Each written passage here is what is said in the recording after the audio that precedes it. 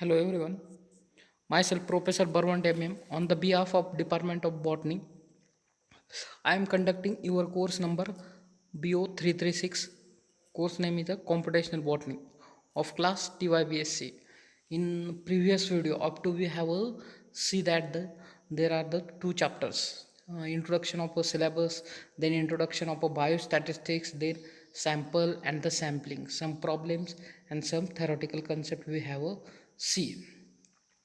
In this video we are going to see the next chapter of computational botany, that are the collection and the representation of data. Before the seeing this chapter, we have to know the basic meaning of a collection and the representation of a data. After the sample are we get a sampling or the sample are collected, then we have to analyze that sample into the different forms of a representation, that is known as a collection and the representation of a data. Let's see what is a collection and the what is meant by representation of a data. This is chapter number 3. Before the starting this chapter, we have to look on the content of this chapter. In this chapter we have to see classification of data. In that we have to see 4 point: meaning and the need of classification, objective of classification, classification according to class interval, overlapping and non overlapping frequency tables. That are the some points we have to see in a classification of data. So what is the classification? It is nothing but the study of a data and the arrange data into different categories, that is known as the classification. Then what is the mean? I think I will explain the meaning of a classification. And need, why need a classification?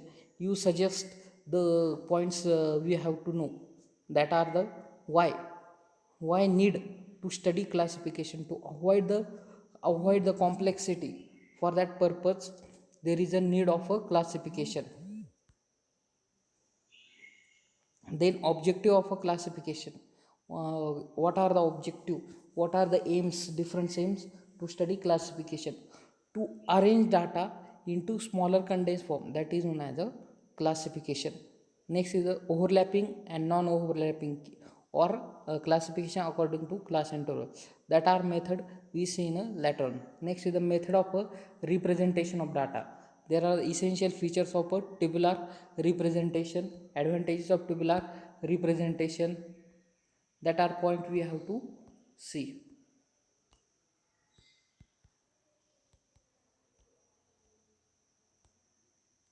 Next we have to the graphical representation and its advantages. Types of graphical representation: histogram, frequency polygon, frequency curve, scatter or dot diagram, merits and the limitation of graphical representation: diagrammatic representation, line diagram, bar diagram and the pie diagram.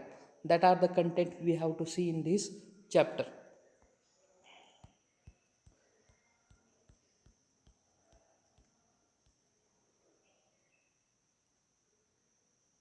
From next lecture we are starting actual part of this chapter.